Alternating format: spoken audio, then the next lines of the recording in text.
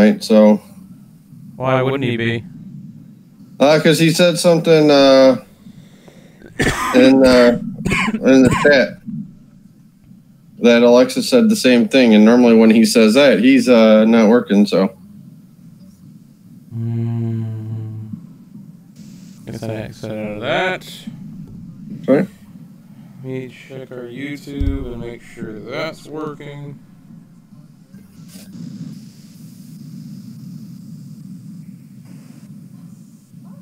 Banksy boy, you're in a bad spot. No, I think I can be alright without having it charging. Check 1 2, check 1 2.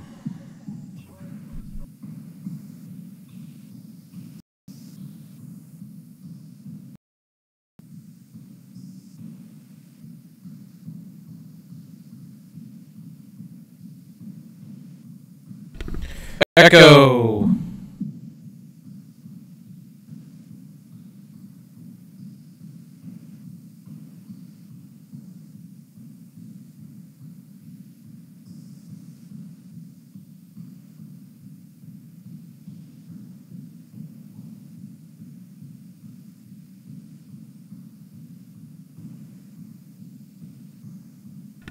For some reason I am echoing terribly. Are you? I'm gonna figure that the fuck out here in a second. Alright. Are you streaming it right now?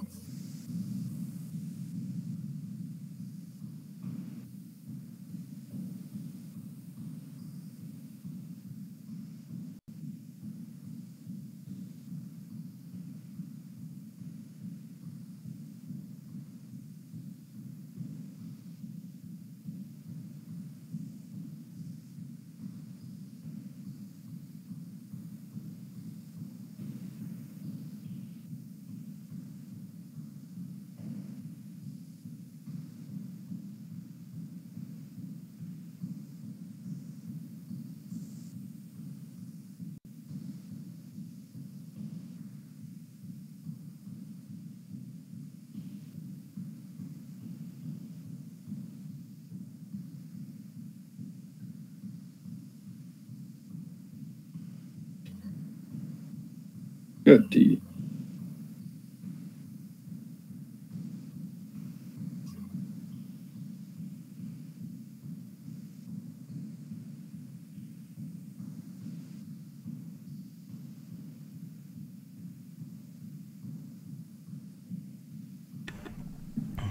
I don't know what the fuck is going on here.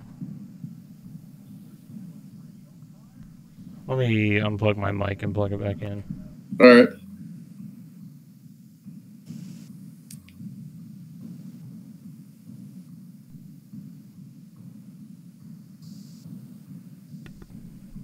Can you hear me?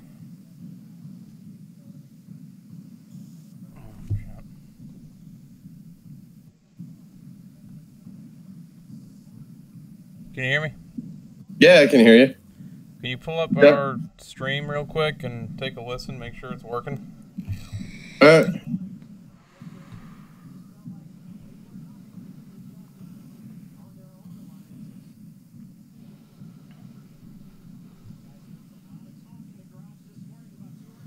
Check 1 2, check 1 2.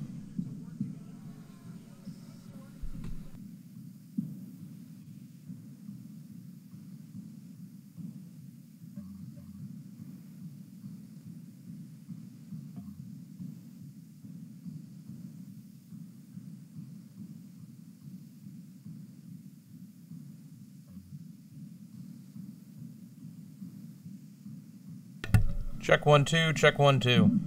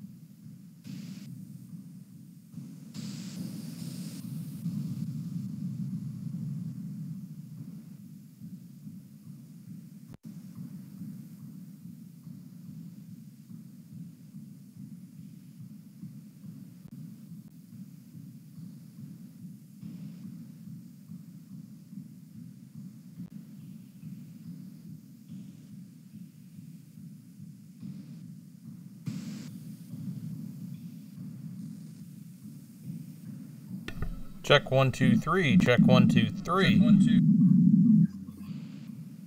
All right, we're working. All right. So that being said,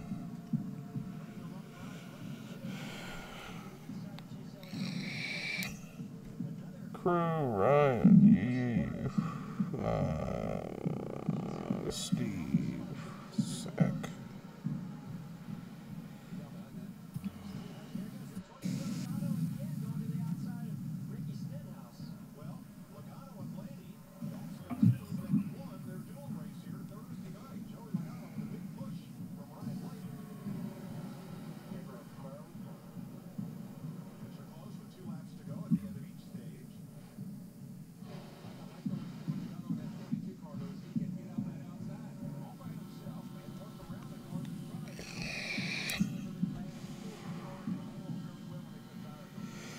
All right.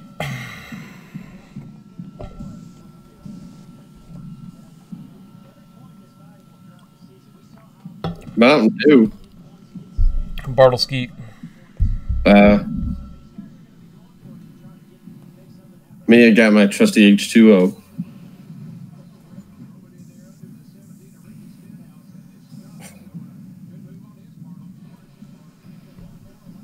Check 1 2 3. Check 1 2 3. 1 2. Oh, All right, we're working.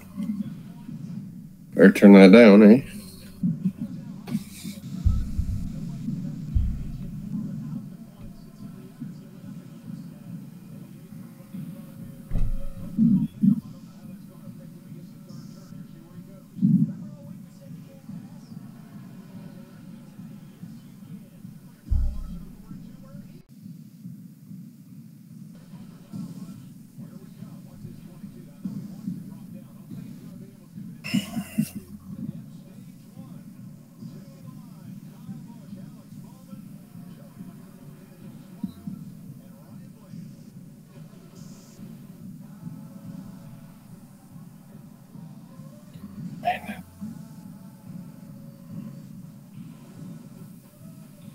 Son of a bitch.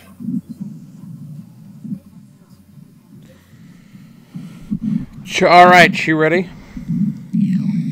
Yeah, let me take a quick leak real quick. Okay. Old man age. Come on. Look, old man age. I had what was it in the truck? Jordan Anderson, Allgaier, Bowman, and I forget who my dark horse was at. Bubba. All right. I'll be back. All right.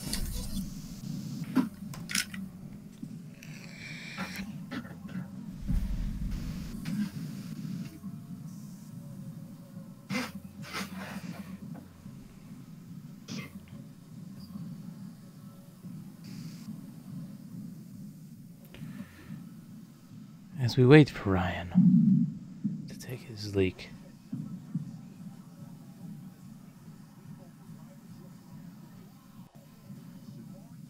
Here we see the wild Ryan in his natural habitat.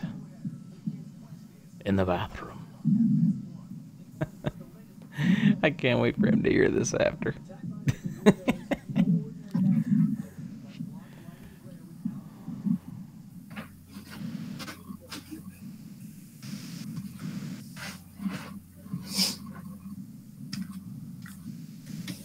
Alrighty then. All right, you ready? Let's do it. Let's do it like a chicken wing thing. All right, rolling intro. All right.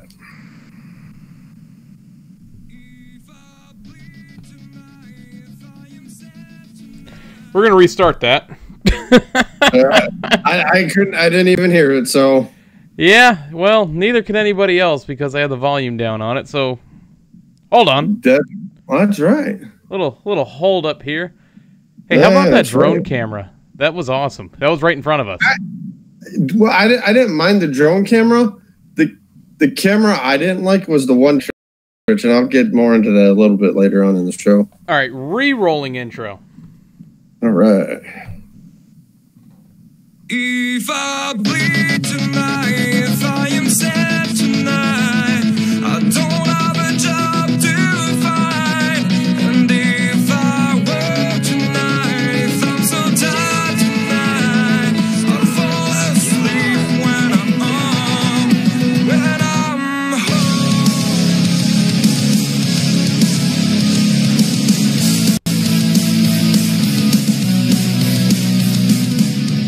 Ladies and gentlemen, welcome to episode 51 of the Loose Lugs podcast. I'm your host, AJ, back from Daytona. With me, as always, my co-host, Ryan, who got to watch it on TV this weekend. Yeah, oh boy, what a entertaining Daytona 500 you went to there, AJ. Very, very entertaining weekend, I must say, down at Daytona. Minus the Xfinity race on Saturday, which we're going to dive into, but... Man, you guys had some beautiful, wonderful weather down there. Nice sunshine on you. Definitely had some nice weather there, AJ. Yeah, it turned out to be a perfect day. I know earlier in the week it kept showing, chance of showers and all that, but I mean, besides a couple clouds in the air, none of them looked like rain clouds at all. It was a perfect weather day. Sun was out the entire time. Yeah, it was out all day. It was beautiful. Yeah, it really was a good one, which means I'm due for a bad one here. I'm due for a rain-filled 500. I'm due. That's not a good word to say. I don't know. I just had that feeling. That feeling that I'm due for one. Oh yeah. Obviously you were down at Daytona. Friday afternoon, after the wife and I got off of work, we went to Target. Returned an item we got a duplicate of. So we did that on Friday. Saturday, my mom calls after Sarah's got a doctor appointment. So she goes to that. It's just a routine checkup. Go out after that, hang out with my mom. And my mom's like, I'm going to keep Sarah for a little while. She's like, I know racing's on today. This was Saturday for the Xfinity race, and went over to... Came back home, watched that, and then on Sunday, our buddy Jeff and his wife Amy had a Daytona 500 shindig, so went over to that, had a lot of fun. Yeah, I saw El Prez there. Yeah, from Barstool Sports. I sent you that picture. Yes, you did. I posted to our Twitter too. And I gotta say, from the videos I saw of him this weekend, he has turned into a NASCAR fan. He was on Twitter bashing the NFL and the NBA. Oh, nice. I sent the picture to my buddy. All right, and his response to it was one of the funniest things I ever saw. Because as some people know, Portnoy got kicked out of the Super Bowl. So I sent him the picture of when I saw him at the track, and he goes, "There's no way America's redneck sport will kick him out of the greatest venue of all time." And I go, "Nope, you're damn right." Nice. But yeah, dude, it was a great time. I got my camera out for the first time.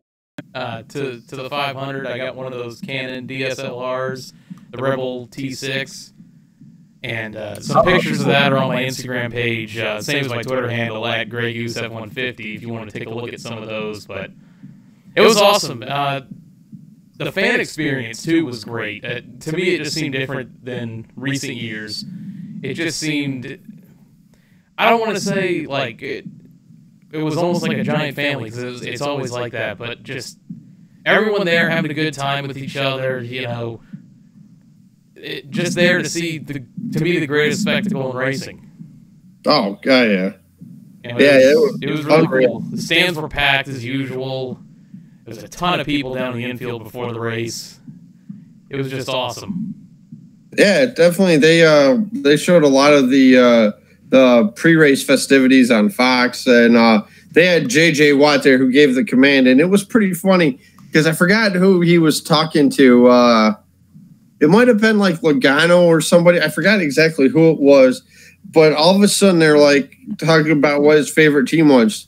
And they didn't say the Texans, and he was like, "Well, this interview's over," and started walking, and he stopped, and he turned around and was joking. I forgot what driver it was, but I thought it was his own grid walk.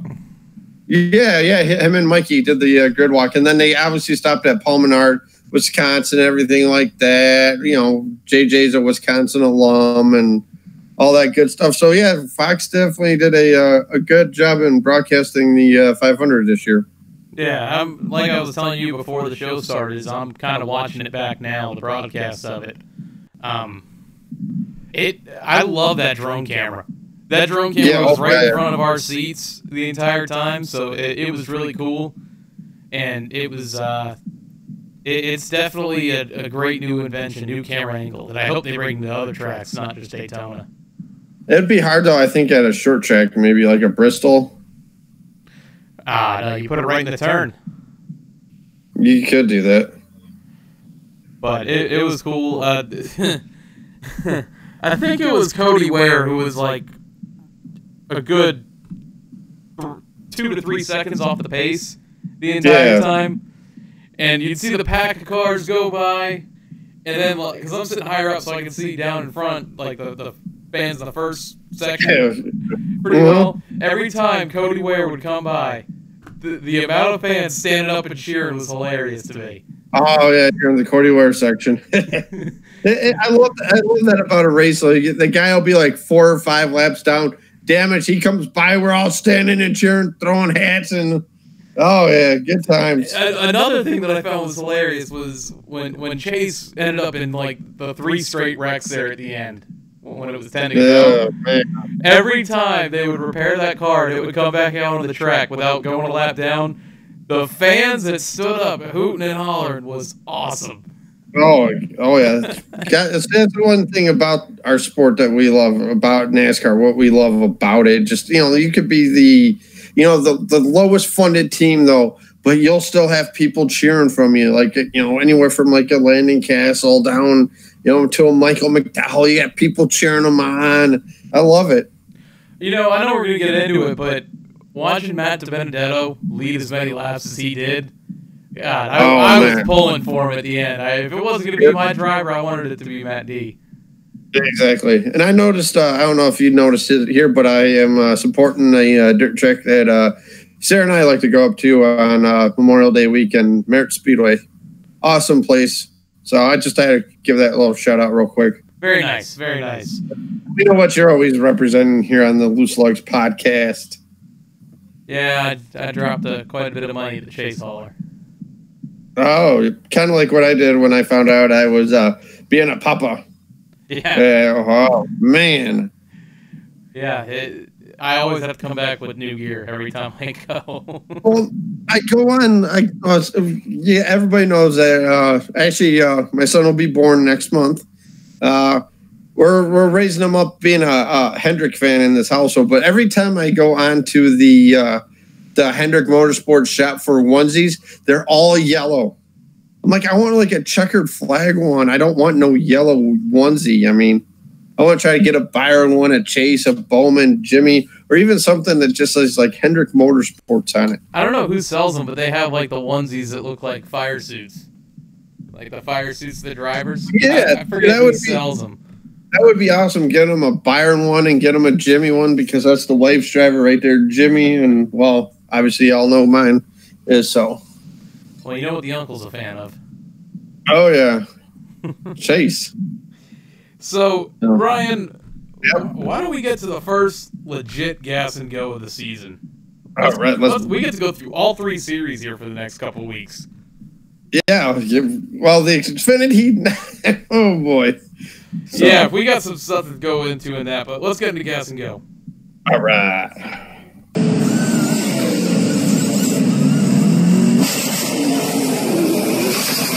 Gas and Go, this is the point in the show where we recap the race weekend, and we had all 3 series in action, naturally, for it being Daytona. Kicking off the festivities was Friday night, the NASCAR Gander Outdoor Truck Series, and that is a hard thing to remember. Austin Hill. Well, hold on a second. Remember the last season? Yeah. When it was like the Gander Outdoor 400? And I kept saying Grander, Gander. Yep. I couldn't ever get it right. So now I have to name a whole series for it. Hey, you might be saying that all year. How about you just do, you could just do NASCAR Truck Series. Yeah, that's what it's going to turn into. I mean, we might be abbreviating it here on the Loose Lugs podcast. We're just going to kick it old school. We're going to call it the NASCAR Craftsman Truck Series. That's right. But the NASCAR Gator Outdoor Truck Series, Austin Hill pulls the HRE's number 16 back into victory lane for his first career victory, and picking up right where HRE left off last year with Brett Moffitt in the 16. Yeah, it's like they haven't lost a beat yet. I mean, granted, only 9 trucks are running. I'm looking at it right now on the schedule. Running 9 all the way down to 9, and then at 10 DNF. And it's like just know that I beat you in the truck series in our predictions this week, and my guy wasn't even running at the end. Yeah, that's right. Yeah, I picked Jordan Anderson, who slammed. That was one hard hit. I know we're going to jump into that later, but AJ, from my perspective, I thought yes, you were there at the 500. I enjoyed the 500 minus the ending. I thought the truck race was the race of the weekend. Them kids, them drivers, they went out there and they went, I can't all to the wall. How was that? I'd go still with the 500 as the race of the weekend, even if it was the most boring race of the weekend. I think just because of what it's for. Yeah, the 500 is always going to be the better race. But, from the drop of the green flag to the drop of the checkered, everyone was racing each other. There was no single file, follow the leader, none of that. No. It was just... Go ahead. The entire time, it was constant door-to-door racing. And that's what I love Daytona for. And another thing I love is I know how the Cup and the Xfinity cars are unstable as it is when they're being pushed. But those trucks, when they get a bump draft going, there is no idea, no guess as to where those trucks are going to end up. Sarah ended up staying up. She normally goes to bed pretty early, but she ended up watching, I think it was the first two stages. And me and her both are like, because every time they come off it started to going down the backstretch, they're getting loose, they're getting sideways. It's like a dirt track, man. Yeah, it is. I personally love it, but yes, like you said, AJ, the 500 was the race of the weekend. I thought the Truck Series put on a hell of a show for the fans in attendance and the people watching at home. It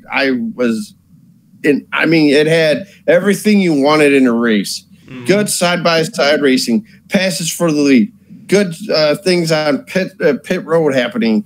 The new faces in the sport, like a Natalie Decker, who we're going to talk about here in a minute, the wrecks, and then a great finish. Yeah. Another thing that you had in it was the fuel gamble.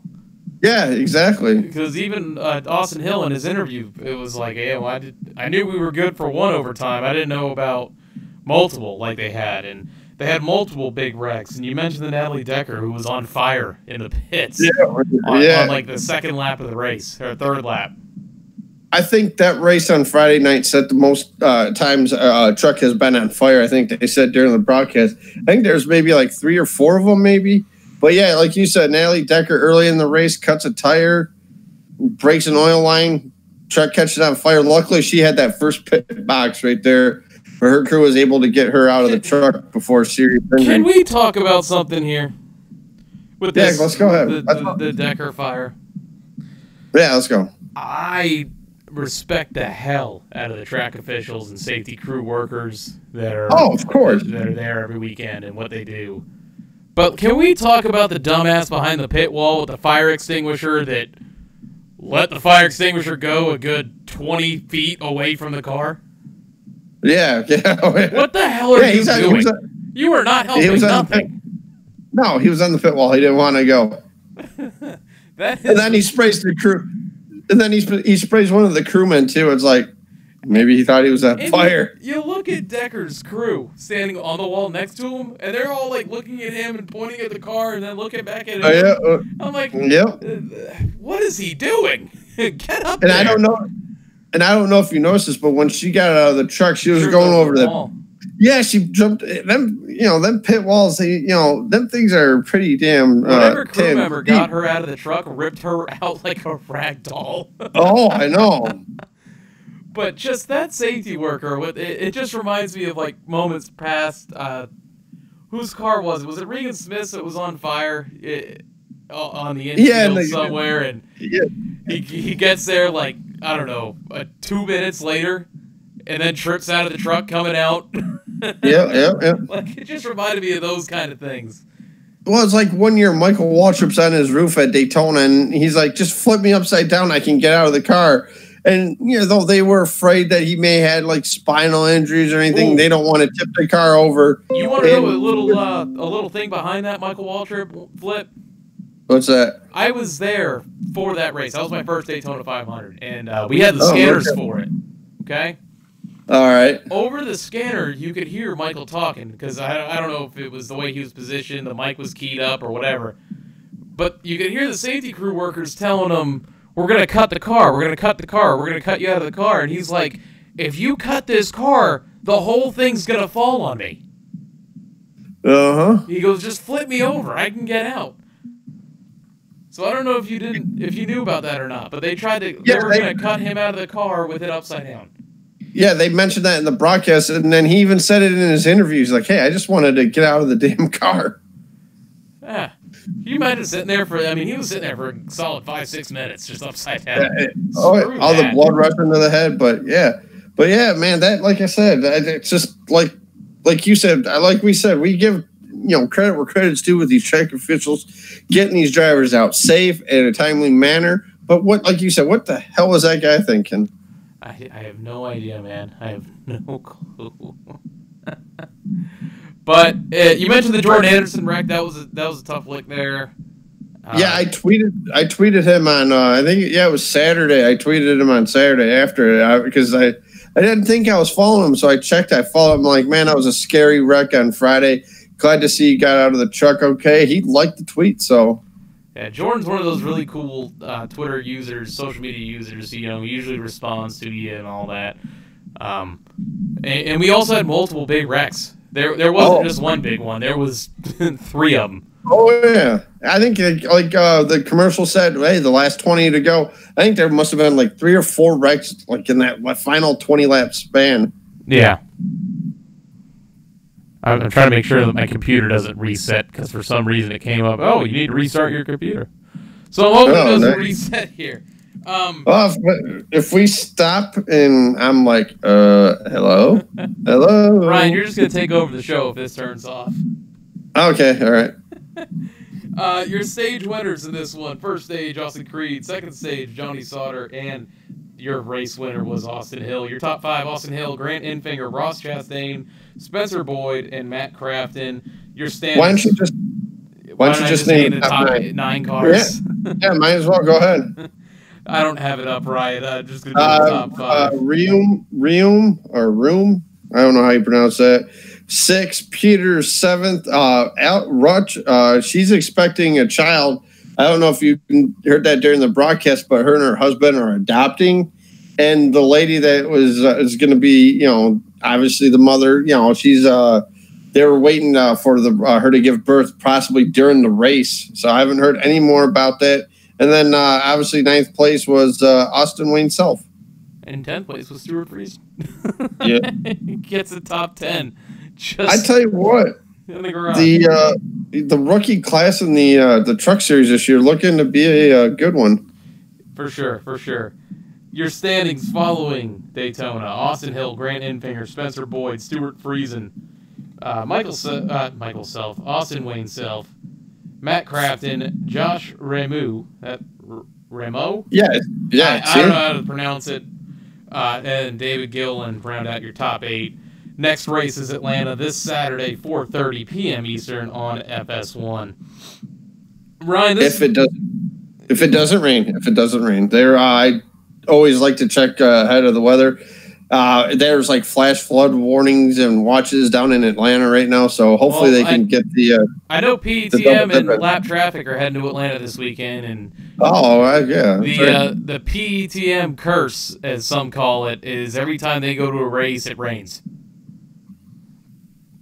Can we tell them, hey guys, we love listening to you guys. Just show you guys have great shows. Don't go to Michigan.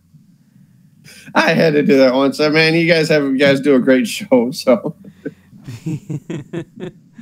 I like giving them crap for it too on Twitter. Oh yeah, because I'll tweet something out there, that damn PTM curse. But I'm hoping for some. I'm not going to go any further because we have it in the news, so we'll talk about it then. But moving on to the Xfinity Series, Ryan, you're excited to talk about this, I know. But but first, Mike Lynette getting his first career NASCAR win ever. Credit to Dale Jr. for sticking behind the guy. There was a lot of people, fan-wise and everything like that said, why do you still have this guy on your team? Why do you still have the guy on the team? He hasn't shown anything. He could drive a race car. We all seen that, but finally, congratulations to the Junior Motorsports team. Michael Annett getting that win. Daytona, World Center Racing. Awesome to see. I forgot about this last year, but Travis Mack's now the crew chief of that car.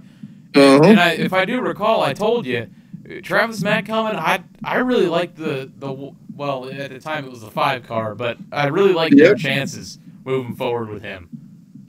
Exactly. So Travis Mack as a crew chief getting that win too. JRM picking up right where they left off last season. Oh yeah. And they also continue to dominate the plate tracks. Which Well, I guess we can't call them that anymore after this weekend. Yeah. They might all be plate tracks.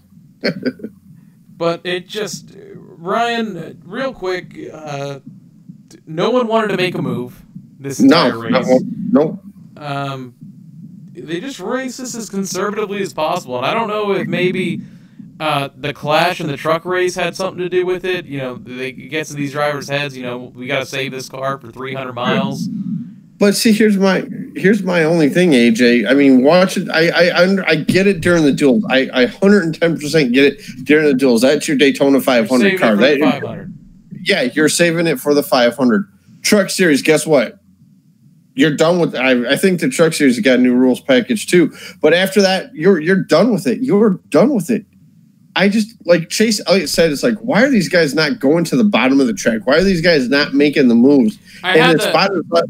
You have that audio, don't you? I have that on here because I remember hearing during the race. Now, this is softball season started last week, so I'm traveling to and from different places to play.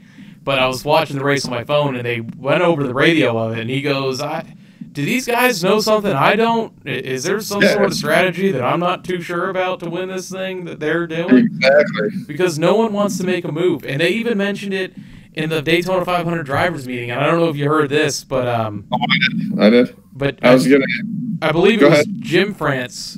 Correct me if I'm wrong. Wasn't it Jim France? I think it was Jim, yes. I think he's seeing the operations now. He made the best statement of the weekend.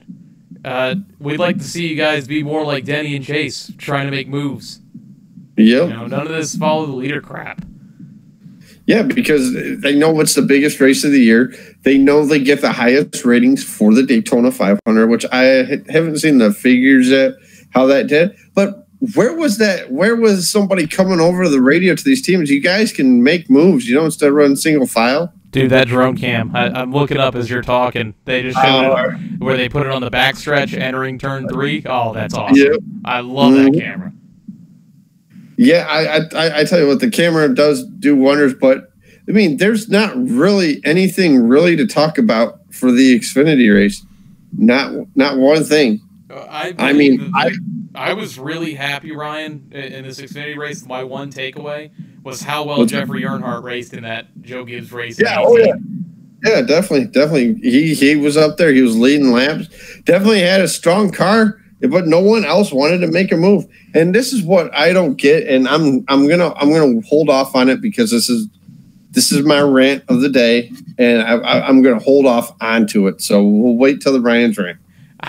Speaking of your rant, I talked to Sean today because I want to get some audio for him to intro you into it, and he didn't do it. So I don't know if he's going to do it or not. It's a little bit of a special audio for you when you go on the rant. What took us so long getting on here was I kept trying to get to where on our stream as we're talking about the race to do a slideshow of the pictures I took from the weekend. But it wasn't working, and I was trying to put a new intro song on here, and that wasn't working, so... Next week, we're going to have some new audio, and maybe I'll put that slideshow up next week, but I've got nothing else to take away from that other than Jeffrey Earnhardt in that 18. Yeah, I just, like I said, I don't get why these guys were not being more aggressive. Maybe they, like you said, maybe they know something that we don't. I mean... And usually, Ryan, it's the Xfinity race. It's the most ballsy race of the weekend. Oh, I thought, that and the trucks can combine 1-2 sometimes. So, but I don't know. That's all I've got for that. Your stage winners in this one. Yep. First stage, Justin Haley. Second stage, Ross Chastain. And your race winner was Michael Annett. Your top 5, Michael Annett, Justin Allgaier, Brandon Jones, Ryan Sieg, and Austin Cindric. Your standings following Daytona: Michael Annett, Brandon Jones, Ross Chastain, Austin Cindric, Justin Allgaier, Christopher Bell, Ryan Sieg, John Hunter Nemechek, Jeffrey Earnhardt, Tyler Reddick, Noah Gragson, and Justin Haley. I was impressed by. All right, yeah, go ahead. Your next race for the Xfinity Series is this Saturday in Atlanta before the truck race, 2 p.m. Eastern on FS1. It's at 2 o'clock, and the truck's just supposed to start at 4:30. Yes, sir. It's a good thing they have lights. But no, my takeaway, I thought Noah looks pretty good running for Junior Motorsports. Thought he looked pretty good. Justin Haley looked good again, and same with Chastain. Winning those first 2 stages. Moving on to the granddaddy of them all, the Monster Energy NASCAR Cup Series Daytona 500. First off, your dual winners from Thursday were Kevin Harvick in the first one and Joey Logano in the second one. With that being said, Denny Hamlin gets the win in the Daytona 500 for a second time. It was such an emotional win, and he does it for JD Gibbs. As you've seen, the title of our show is this one's for JD. That was something that was said after the race, and I thought it was a great tribute. At the time of the race, Ryan, I was really pulling for Kyle Busch of all people to win that thing. Because I was telling you last night when we talked, I really saw like an Earnhardt-esque thing from Daytona. 0-13. Yep. You're finally in a spot to win it, and just couldn't get the run that you needed to get up front. But I was actually pulling for him at the end. I was kind of upset when Hamlin won, just because I'm not Hamlin's biggest fan. Neither am I. But just after the race, seeing all the tributes and all that to JD Gibbs, it was really a fitting win. Now, if you want to say what you said to me last night, go ahead. But I will counter you on it. I'm not going to. I mean, I'm not saying you shouldn't, because I know a lot of people had the same opinion as you did. I know there's a lot of people like that. I mean, first of all, the guy doesn't sniff victory lane at all last year. Yes, he was running. He had a couple top 5s finishes, but I don't remember one race last year where Denny was sniffing the win. And all of a sudden, miraculously this year, the first race of the year, he gets the job done. Okay, guess what? Yeah, I give the guy credit. He did what he had to do. He won the race. Congratulations to them. I don't know. I don't get it. The guy is one more injury away from retiring. So my thing on it to the people that are saying this race was rigged. And it's something that's pissed me off since Junior's win at Daytona in 2001 and again his win in 2010 when he was in the 3. These races aren't rigged. If you don't think there's 39 other competitors out there who are just going to sit back and watch another guy win the biggest race of the year, the Super Bowl of NASCAR, you're sadly mistaken. There are 39 other guys that are competing to win, and they don't give a damn what the victory would mean to you and your team, because it would mean just as much to them and their team, and that money would mean just as much to them and their team. It drives me insane. How many times did you see Michael McDowell and Joey Logano switch lanes on that final lap just to try to get in position to get up front? And it just wasn't happening. Now, I have it a little bit later on here in our timeline, but had Michael McDowell gone with Joey Logano, would Michael McDowell have his chance to win? I would say no, because Logano would have went to the front and it would have been all over. McDowell went with Kyle Busch, and that was the only shot he had at winning, because he knew Kyle at that point in the race probably wasn't going to try and get around Hamlin that early. That was his only shot. I know Logano was not too pleased with the 34 Michael McDowell, so...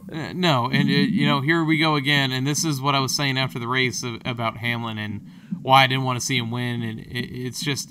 Oh, they raced me too hard. Please, yeah. Are you serious? You are all racing for the win. I don't care what emblem's on the front of your car. I don't care what team you're affiliated with. You're racing to win. Yeah, exactly. I don't give a damn about everybody else on this track. I care about winning myself. I want that damn trophy at the end of the race. I want that payday at the end of the race. I want my fans to still be cheering me. I don't want my fans to jump ship and go to another driver. But just continuing back to my point of the race being rigged, that is the most asinine comment I could hear when it comes to sports. You don't let someone win. This isn't you playing a family member, brother, father, whatever, in a game of basketball outside where they let you win. This is big boy NASCAR racing. This is the Daytona 500. There is no bigger race on the schedule than this one. And for people to say that the win was given to Denny Hamlin, y'all are freaking nuts. And that's my rant. Good rant. No, like I said, I'm not happy with the win at all. Not one bit to say the least. But all in all, it was a good Daytona 500. I definitely enjoyed it. So I agree with you, Ryan. I agree with you. It was a great story for Joe Gibbs' race, and the racing was awesome. And there was barely any single file. And the time that there was when they pretty much did the split green flag pit stops. And I want you to know how awesome it was, even though they were all single file at the time, to watch the lead pack of like 5 cars slowly creep up on the group of 10 to 15 that had just pitted, or that had pitted a half a lap before. And seeing that gap shrink. Yep, that was crazy. That was crazy too, because you had I forgot who was it. Yeah, it was the Benedetto that was leading. It was Kyle Busch in second, and then followed by the 3 Hendrick cars, and I think Paul Menard. Yep. Yeah, and they almost lapped the entire field, and then they got a caution. And here's my thing. I think it was when Jimmy Johnson and those guys were coming to pit road, and I forgot what driver it was, did not slow down in time, spun, caused a wreck. These kids need – I messaged my buddy Ryan. I'm like, man, these kids need to slow down getting on the pit road. And this isn't the All-Star race. Yep. Yeah, we had multiple wrecks in this one. The Boyer wreck was one. You had the Stenhouse one that collected Harvick. That first one was Bubba, Kurt, and Jamie. Yep. Tyler Reddick was also involved in that. And here's another issue I've got. I like Bubba Wallace, but to sit there and talk bad about someone in another car because they didn't slow down in time, and saying it's called the brakes, use them. Do people not understand how hard it is to stop a car that's going almost 200 miles an hour at the drop of a finger or the drop of a hat? Well, I think nowadays the cars are going to have brake lights on them, by the way, now. Dude, when I heard that come over the radio, because they play the MRN feed through the track, I was like, are you serious? Are we really bitching about this right now? Apparently we are nowadays. It frustrates me sometimes to hear the way that, I was raced too hard, or they hit me, they didn't stop in time.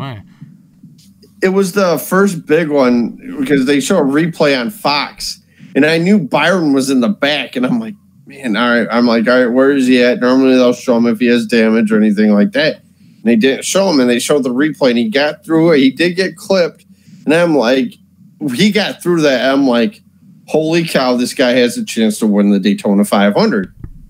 Then the Clint Boyer incident happens, and then guess who's right? Johnny in the middle.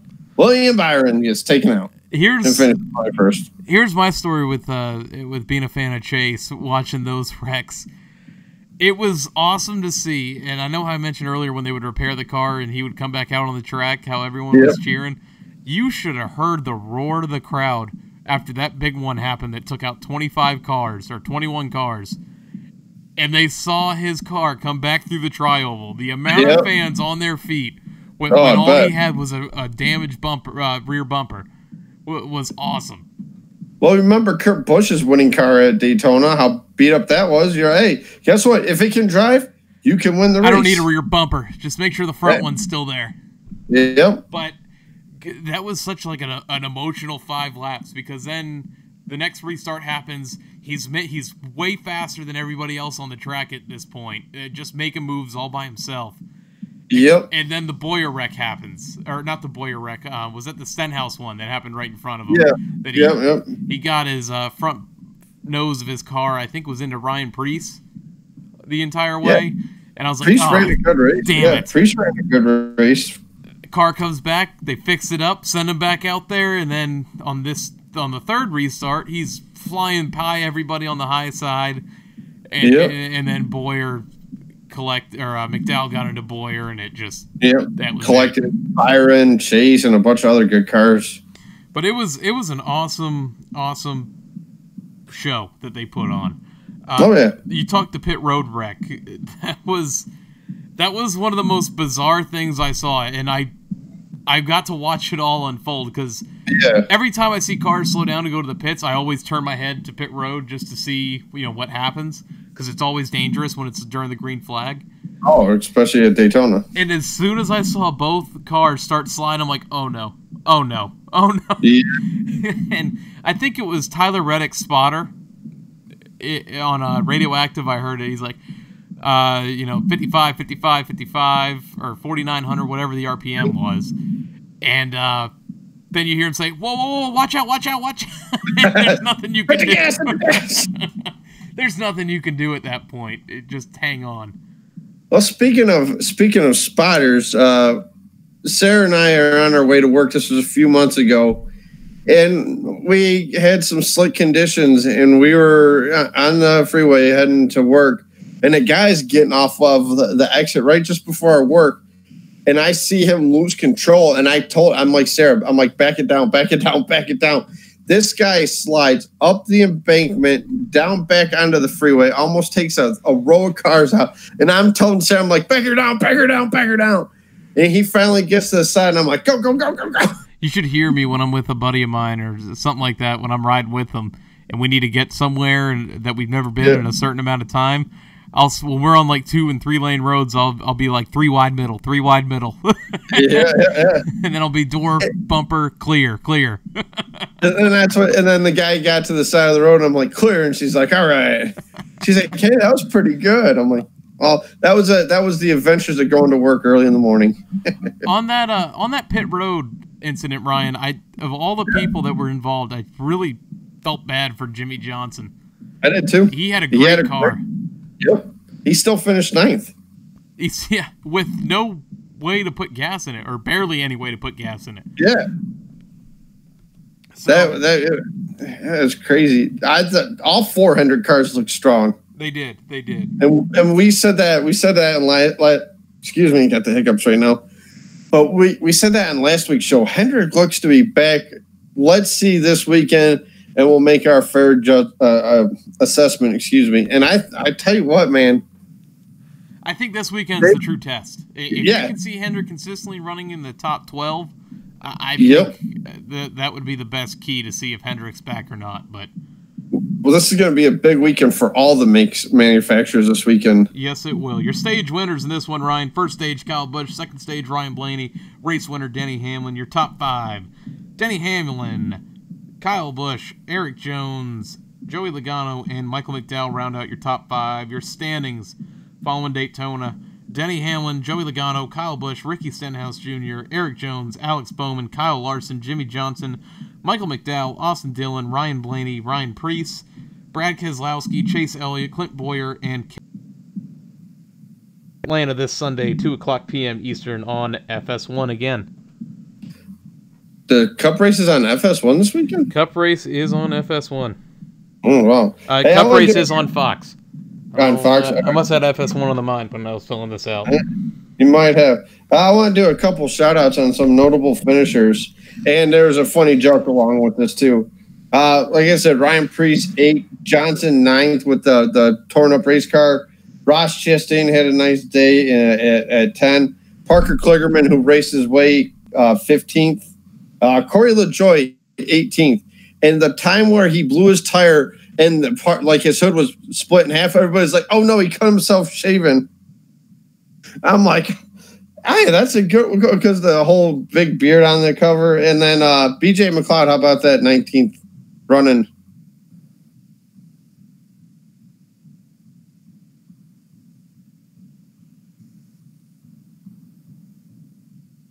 Turn your mic on. Oh, sorry. I had it on mute. I go, he's from our area, if you didn't know that. My area. Oh, BJ is? Yeah.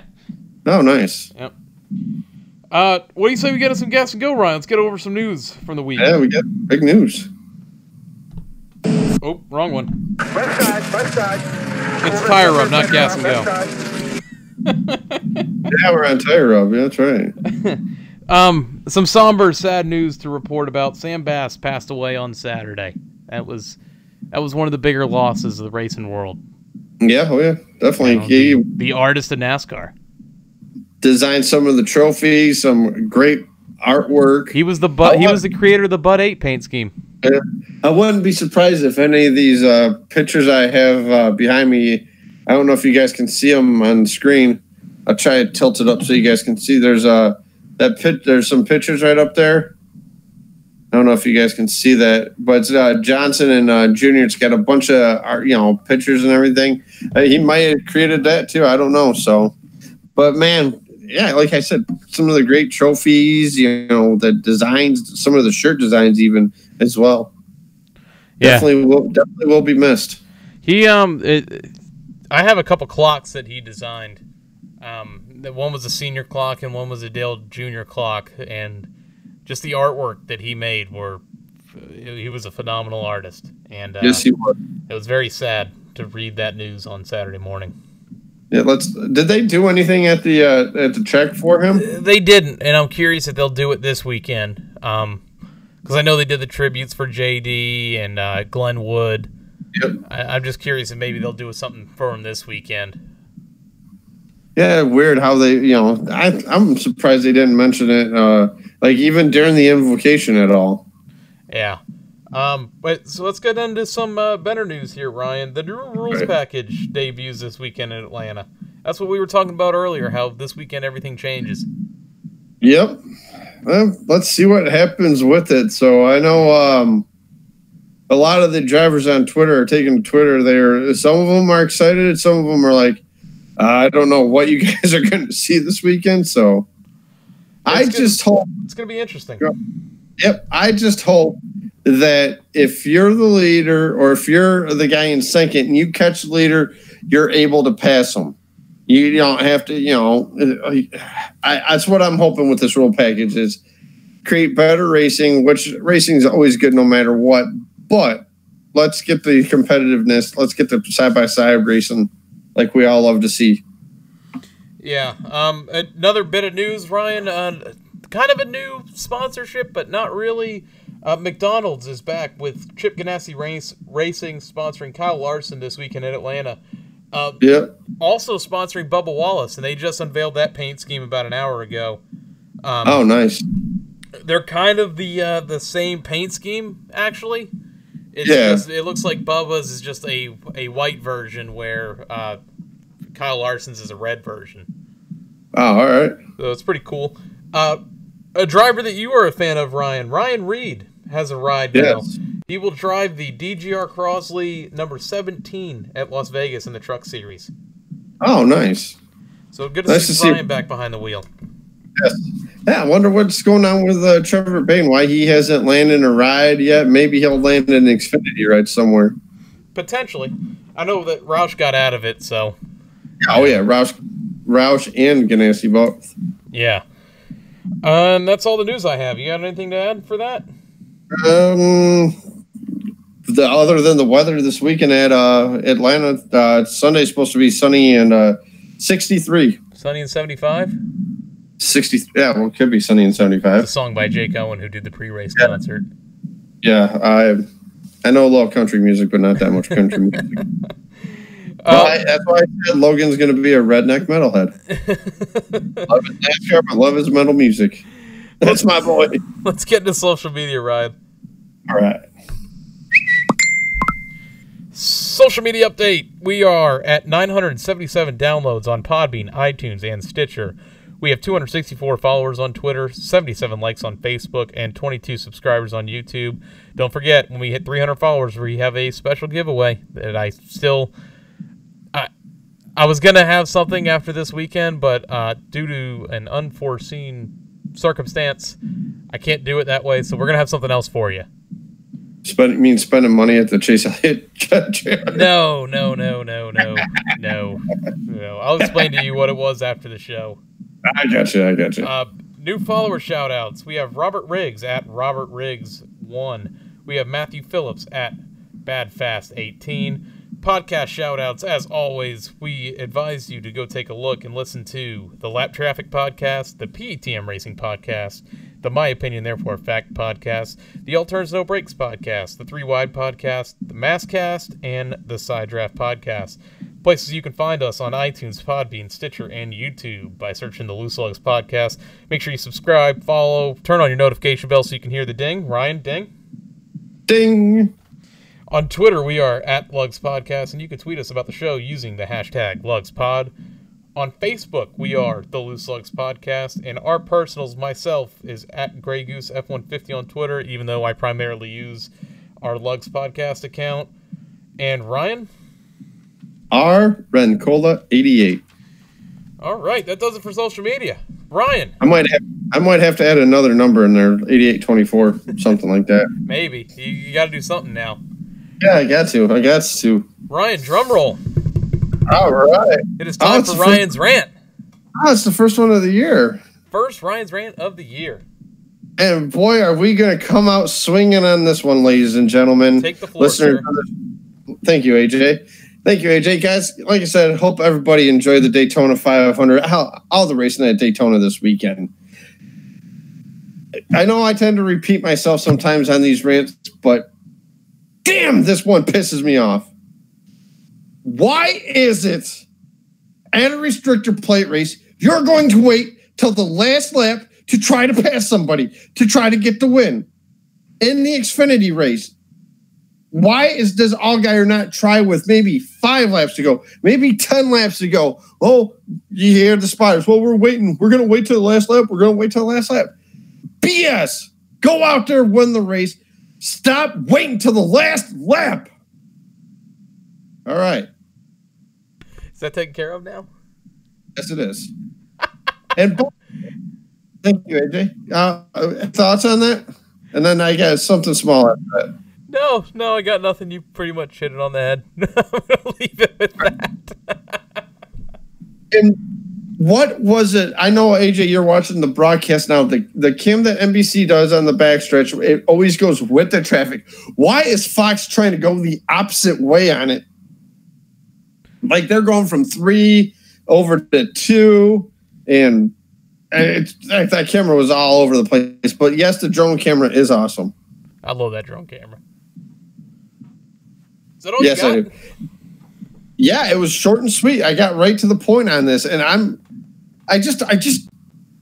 understand Talladega because you have that extra, 500 feet to the end of pit road. I just don't get it.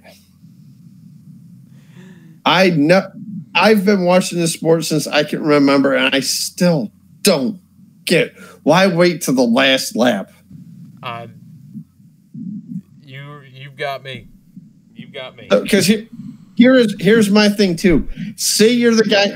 We're going to use the Xfinity race as a prime example.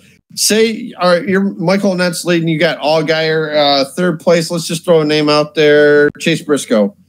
You got those 2 guys right there, or those 3 guys right there. But you also have a lag of cars of a Ryan Preece and Noah Gregson and all these guys going 3 wide.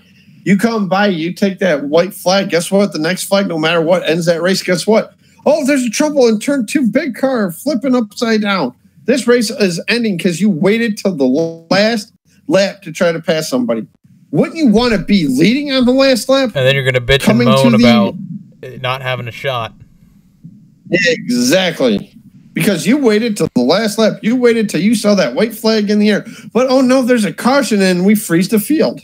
Yep. I guess, folks, I don't know. Maybe somebody can, tweet us. Somebody explanation on why they wait till the last lap. Because, like I said, yes, it does create some great finishes when it works. But how often does it work? You got me. You've got me. That's an Allgaier. You got me. Yep. All right, you ready to get to the white flag? Get some predictions out of the way? Yes. Tight, keep looking the mirrors. In line with you, coming to the white. Only two. White flag, it's the point in our show where we go over our predictions. And Ryan, after our new look scoring system that we're doing this year, after week 1, I am 2-1 to your 1-2. I got wins in the Truck Series with Stuart Friesen over Jordan Anderson, and in the Cup Series where I had Jimmy Johnson over Alex Bowman, and then you had Justin Allgaier over my Jeffrey Earnhardt. So, with that being said, being that I won last week, I get to go first this week for my picks. Good. In the Truck Series this weekend, I'm going with the 45 of Ross Chastain. Good pick.